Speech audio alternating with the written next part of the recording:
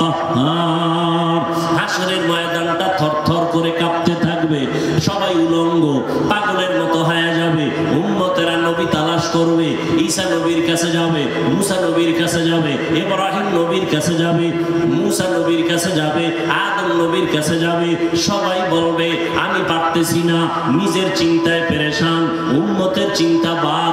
কান্না শুরু করবেন আদম নবী, মুসা নবী কান্না করবেন, আদম ইব্রাহিম নবী কান্না করবেন, ঈসা নবী কান্না করবেন। উম্মতের আপনি উপায় হয়ে যাবে, নবীরা নিজের চিন্তায় কাঁদবেন যে নবীদের কোনো গুনাহ নাই। শেষ পর্যন্ত উম্মতেরা আমি মুহাম্মদের তালাশ করা শুরু করবে। আম্মা জান বলেন নবী আপনাকে উম্মতেরা হাসরের ময়দানে কোথায় পাবে? আম্মা জানকে নবী বলেন আয়েশা আল্লাহর আদালত মাকামে মাহমুদে আমি সিজদায় পড়ে কান্না করব, আল্লাহ পাক রব্বুল আলামিনকে বলবো। অন্য নবীরা কাঁদবেন, আল্লাহর কাছে বলবেন আমাকে বাঁচাও।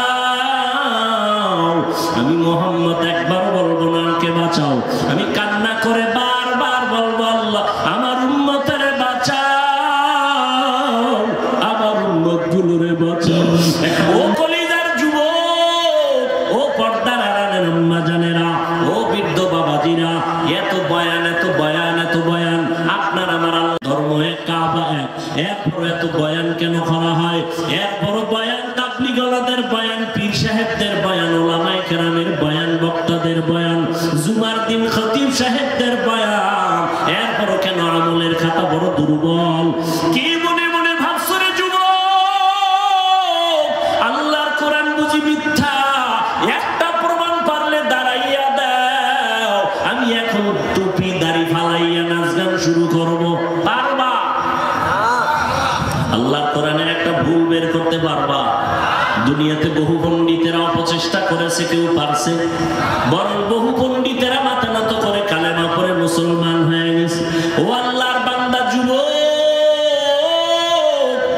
আমিও তো পারতাম তোমার মতো স্বাধীনভাবে শার্ট প্যান্ট টাই লাগায় চলতে, পারতাম না? টুপিটা মাথায় দিলে গরম লাগে, কম বুঝি না, তারপরও টুপি ফালাই না। দাড়িটা রাখলে যৌবনের ভাব চলে যায়, বুঝার পরও দাড়ি ফালাই না। জামাটা পরার পরে অনেক গরম লাগে, তারপরও জামা ফালাই না। কারণটা কি জানো? কত মানুষ আমাকে টুপিওয়ালা বলে গালি দেয়, কওমি মাদ্রাসায় পড়েছে এই জন্য কত বাজে মন্তব্য করে, আছে না নাই? তাবলীগ করি এজন্য কত বাজে কথা বলে, পাগড়ি পরি বাজে কথা বলে, খাঁটি আল্লাহওয়ালাদের কাছে যাই বাজে কথা বলে। এরপরও কেন নামাজ ছাড়ি না, বেপরদায় চলি না, একটা গালি পর্যন্ত দেওয়ার চেষ্টা করি না। দুই একটা কথা যদি অজান্তে একটু উঁচু হয়ে যায় জন্য বারবার ক্ষমা চাই, মনে কষ্ট নিবেন না। মুনাজাতে আল্লাহর কাছে আবার তওবা করে ক্ষমা চাই। এরপরেও বাবা কেন নামাজ ছাড়ি না, একমাত্র কারণ আল্লাহর কোরআন সত্য, কোনো মিথ্যা নাই। ওই কোরআনের মধ্যে জান্নাতের বয়ান আছে, জাহান্নামের বয়ান আছে। জান্নাতে কারা যাবে, জাহান্নামে কারা যাবে, আল্লাহ তাও বয়ান করেছেন, আছে না নাই? আছে। ইন্নাল আবরারা লাফি নাঈম ওয়া ইন্নাল ফুজ্জারা লাফি জাহিম। নেক আমল যারা করবে তাদের জন্য জান্নাত, যারা গুনাহ করবে তাদের জন্য জাহান্নাম। জান্নাতটা কেমন আরামের ঘর, আল্লাহ তাও বয়ান করেছেন। জাহান্নামটা কেমন ভয়ঙ্কর, আল্লাহ তাও বয়ান করেছেন। সূর্যের গরম সহ্য করা যায় না, কিয়ামতের ময়দানে সূর্য মাথার উপরে চলে আসবে, কেমনে সহ্য করব? আমার মায়ার নবী যার কোনো গুনাহ নাই, ওই নবী আম্মা জান আয়েশা বলেন আমার রুমে বায়া নবী কান্না করেন। আমি আয়েশা প্রশ্ন করলাম নবী কাঁদেন কেন? রহমতের নবী বলেন আয়েশা হাসরের ময়দানের ভয়ঙ্কর অবস্থার কথা আমার মনে পড়েছে, এই জন্য কান্না করি। আমার উম্মতের হালাত কি হবে এই চিন্তায় কান্না শুরু করলাম। আম্মা জান বলেন কেমন হালাত হবে? নবী বলেন কিয়ামতের ময়দানে নারী পুরুষ উলঙ্গ দাঁড়াবে। সূর্য এত গরম তাপ দিবে, জমিনটা তামা হয়ে যাবে, জাহান্নামের আগুনের তাপ। অন্যদিকে আমার আল্লাহ তাআলা রাগান্বিত আওয়াজ দিবেন, লিমানিল মুলকুল ইয়াউম লিল্লাহিল ওয়াহিদিল কাহ্হার। হাসরের ময়দানটা থরথর করে কাঁপতে থাকবে, সবাই উলঙ্গ পাগলের মতো হয়ে যাবে। উম্মতেরা নবী তালাশ করবে, ঈসা নবীর কাছে যাবে, মুসা নবীর কাছে যাবে, ইব্রাহিম নবীর কাছে যাবে, মুসা নবীর কাছে যাবে, আদম নবীর কাছে যাবে। সবাই বলবে আমি পারতেছি না, নিজের চিন্তায় পেরেশান, উম্মতের চিন্তা বাদ। কান্না শুরু করবেন আদম নবী, মুসা নবী কান্না করবেন, আদম ইব্রাহিম নবী কান্না করবেন, ঈসা নবী কান্না করবেন। উম্মতের আপনি রূপায় হয়ে যাবে, নবীরা নিজের চিন্তায় কাঁদবেন যে নবীদের কোনো গুনাহ নাই। শেষ পর্যন্ত উম্মতেরা আমি মুহাম্মদের তালাশ করা শুরু করবে। আম্মা জান বলেন নবী আপনাকে উম্মতেরা হাসরের ময়দানে কোথায় পাবে? আম্মা জানকে নবী বলেন আয়েশা আল্লাহর আদালত মাকামে মাহমুদে আমি সিজদায় পড়ে কান্না করব, আল্লাহ পাক রব্বুল আলামিনকে বলবো।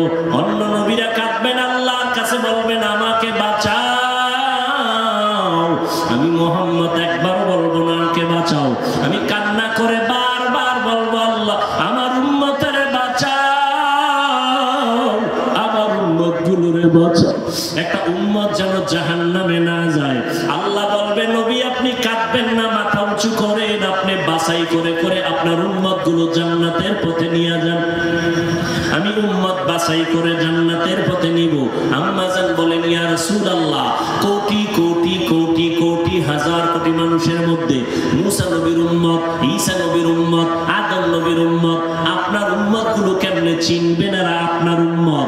আম্মা জানকে নবী বলেন আয়েশা আমার উম্মত গুলো যারা 5 বেলা ওযু বানাইয়া 5 বেলার নামাজ পড়েছে, কিয়ামতের ময়দানে ওদের ওযুর জায়গাগুলো নূরের আলোতে ঝলমল করতে থাকবে।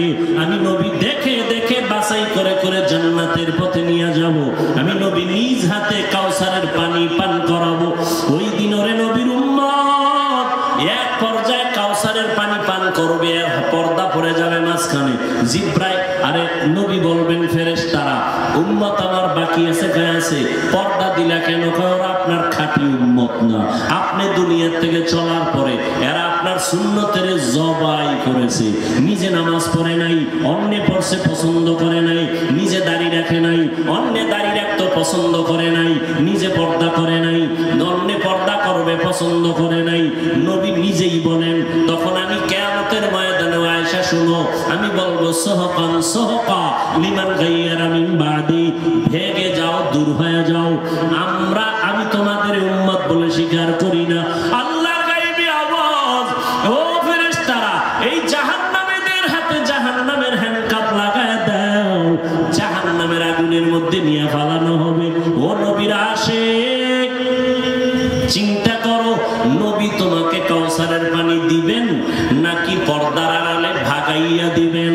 তোমার আমলের কি হালাত, তোমার কান্নার কি হালাত, তোমার সুন্নতের কি খবর, তোমার নিজের সুন্নতের আমলের খবর কি, তোমার মাইয়া বলার সুন্নতের আমলের খবর কি, স্বামী তোমার স্ত্রীর সুন্নতের আমলের খবর কি, তোমার পরিবার ঘরের সুন্নতের আমলের খবর কি? একটু চিন্তা করো রে বাবা।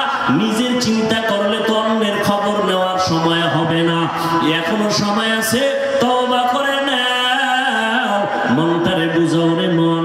ও যুবক বাবারা তোমার মতো যুবক স্কুলে পড়ে, কলেজে পড়ে, চাকরি করে, ব্যবসা করে, র‍্যাব আর্মি পুলিশ বিডিআরের চাকরি করে, ওই দেখো SP DC OC chairman member MP মন্ত্রী 5 বেলার নামাজ পড়ে অভাব নাই, জীবনে মাদ্রাসায় পড়ে নাই, ওই জেনারেল লাইনে থাকিও নামাজ ছাড়ে না।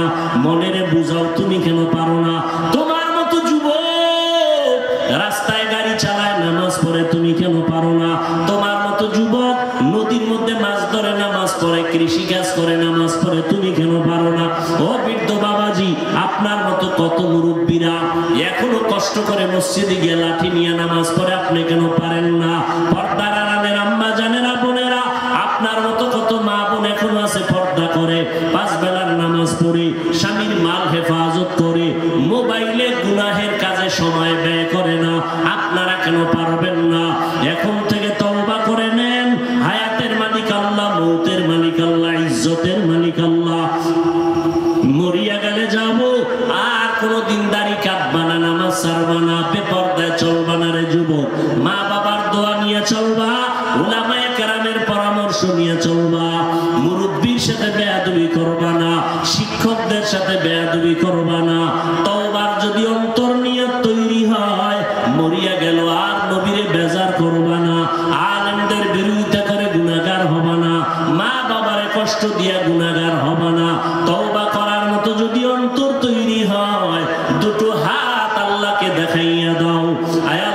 গুলো কবুল করে নেন, তওবা কবুল করে নেন, তওবার উপরে মজবুত হইয়া চলার মতো তৌফিক দান করেন, আমিন। আলহামদুলিল্লাহি রাব্বিল আলামিন, ওয়াসসালাতু ওয়াসসালামু আলা সাইয়্যিদিল আমবিয়া ওয়াল মুরসালিন ওয়া আলা আলিহি ওয়া আসহাবিহি আজমাইন। ইয়া আরহামার রাহিমিন, ইয়া আরহামার রাহিমিন, ইয়া আরহামার রাহিমিন। রব্বিরহামহুমা কামা রাব্বায়ানি সগীরা।